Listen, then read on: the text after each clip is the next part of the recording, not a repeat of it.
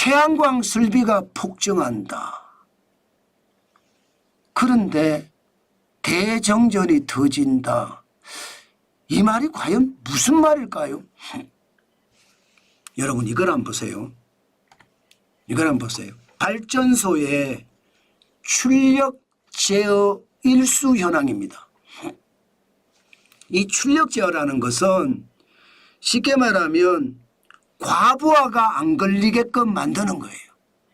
과부하가 걸리면 펑 하고 터지잖아요. 전력이 수요와 공급이 일정하게 맞아떨어져야 돼요. 그런데 수요는 적어졌는데 공급이 많아진다고 생각을 해보자고요. 공급이 많아지면 어떻게 되겠습니까? 펑 하고 터지는 거예요. 그래서 공급을 제어하기 위해서 출력을 제어합니다. 발전소를 스톱시키는 거죠. 발전소를. 그런데 이 출력 제어 일수가 계속 늘어납니다. 여러분 보시는 것처럼 2021년에는 3건밖에 안 돼요. 2022년엔 건수도 없었습니다. 2023년도 건수가 없었어요. 2024년 1년 동안에 27건이나 있습니다. 27일이나 있었습니다. 27일. 출력 제어를 한 거예요. 전기 생산하지 마. 전기 생산하면 안 돼. 전기 생산해서 보내면 과부하로 터져. 이야기예요. 그런데 2025년을 보세요. 지금 1월에서 4월까지는 더 심하죠. 31회나 있었습니다. 31회나. 물론 말입니다. 전력 수요가 봄이나 가을은 낮아요. 그죠? 여름이나 겨울은 높고요. 그렇기 때문에 봄이나 가을에 이런 일이 벌어진다고 하지만 벌어지기는 하더라도 너무 많이 벌어져. 너무 많이. 작년 한 해 동안에 27건인데 올해 4월까지 31건이라는 것은 그만큼 여러분 전력의 공급이 불안하다는 거예요. 들쭉날쭉하다는 거예요. 들쭉날쭉. 여러분 스페인 대정전 들어보셨죠? 스페인 대정전. 2025년 4월 28일에 스페인 전역에서 거의 정전이 일어나고요. 포르투갈에도 주요 도시가 정전이 일어나고 난리가 났었습니다.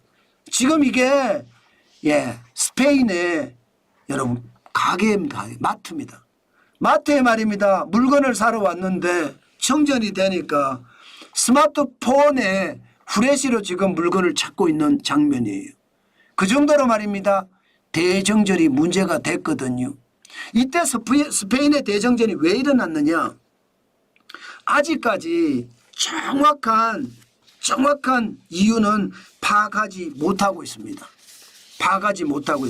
그런데 지금까지 파악한 내용을 보면요.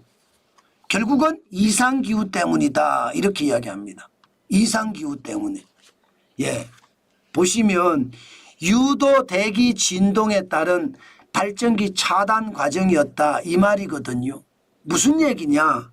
유도 대기 진동. 복잡한 이야기죠. 어려운 이야기죠. 쉽게 말하면 극심한 온도 변화 때문에 이게 대기에서 진동이 발생을 했고요. 대기는 하늘이죠. 하늘. 대기에서 진동이 발생을 했고 그 진동하고 발전소에서 고압선이 흘러가잖아요. 그 진동하고 동시에 맞아떨어져서 결국은 말입니다.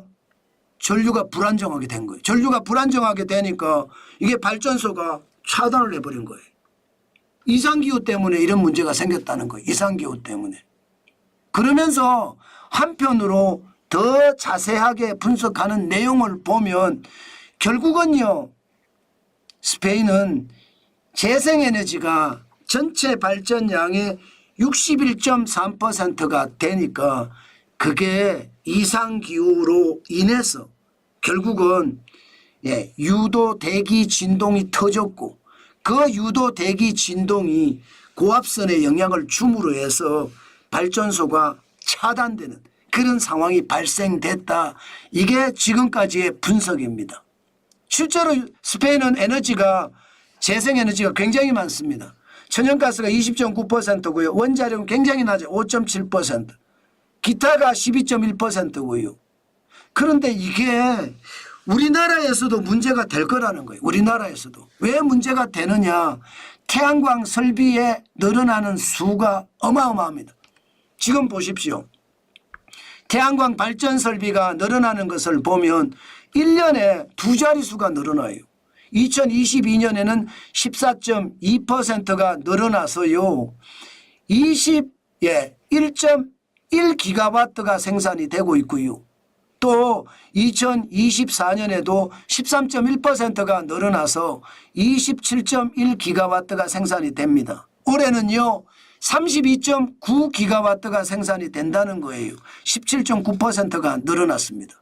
문제는 여러분 아시는 것처럼 기본적으로요 태양광이라는 게 기후에 따라서 달라지잖아요.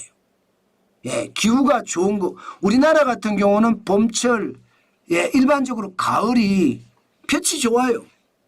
태양광은 굉장히 많이 생산이 돼요. 그러나 사용은 그만큼 줄어요. 에어컨도 안 틀고 온풍기도 안 틀고 봄과 가을처럼 그렇잖아요. 그런데 이게 생산은 많아지고 수요는 적고 이렇게 잘못 가다가는 펑 하고 터진다. 지금 전문가들은 그렇게 예상을 하고 있습니다. 지금 정도로 계속해서 늘어난다면요. 들쭉날쭉 발전량 때문에 봄철이나 가을철에 대정전이 발생할 수도 있다. 이런 암울한 전망까지 나오는 겁니다. 이미 태양광은 대한민국에서 신재생 에너지가 10.6% 두 자리 비중을 가지고 있습니다. 석탄은 앞으로 더 줄어들 거고요. 심지어 이재명 더불어민주당 대선 후보는요.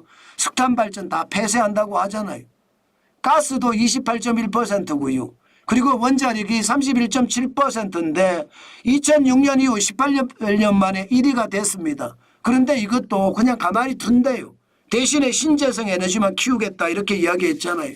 그렇게 되면 여러분 앞으로 어떤 일이 벌어질지 아마 여러분들도 짐작이 될 것 같습니다. 그만큼 말입니다. 이게 전력이라는 게 전력산업의 기본계획이라는 게 기본적으로는 합리적으로 잡아야 되는데 그렇지 못하는 것. 이것은 여러분 그만큼 말입니다. 저는 큰 충격이 올 수도 있겠다. 저는 그 생각을 진짜 많이 합니다. 진짜 많이 그 생각을. 이게 여러분 뭔가 균형을 맞춰서 모든 게 준비가 돼야 되는데 그렇지 못하고 균형을 못 맞춘다고 생각을 하면 그만큼 충격이 커질 수밖에 없다는 이야기인데 여러분 저는 무리한 전력산업계획 이게 문제라고 저는 생각합니다. 기본적으로 여러분 정치가 경제 영역을 침범하면 안 돼요. 정치는 돈 뿌리려고 하는 성향이 굉장히 강합니다. 표를 의식하기 때문이거든요. 경제는 그게 아니잖아요. 수요와 공급에 의해서 가격이 결정되는 게 경제예요. 여기에 정치란 놈이 들어가서 감나라 배나라 하잖아요. 그러면 가격 결정이 수요와 공급에 의해서 결정이 되는 것이 아니라 이 정치에 의해서 결정이 돼요.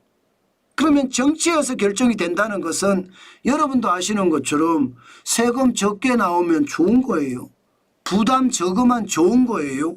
일 덜하고 돈 더 많이 받는 게 좋은 거예요. 이게 정치거든요. 수요와 공급은 완전히 개무시되고요. 지금 그런 형국이 계속되고 있다는 뜻입니다.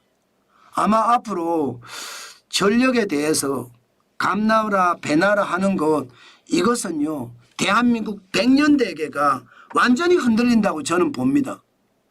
AI가 전 세계적으로 바람이 불면서 전력에 대한 어떤 안정적인 확보가 돼야 되는데 그렇지 못한 것. 그것은요. 결국 나라가 더 망해갈 수 있다는 것. 저는 여러분들에게 오늘도 진짜 말씀을 드립니다. 그만큼 여러분 충격적인 일들이 앞으로도 많이 벌어진다는 이야기예요. 그래서 저는 더 충격이다. 저는 그 말씀 여러분에게 계속 드리고 있는 겁니다. 예.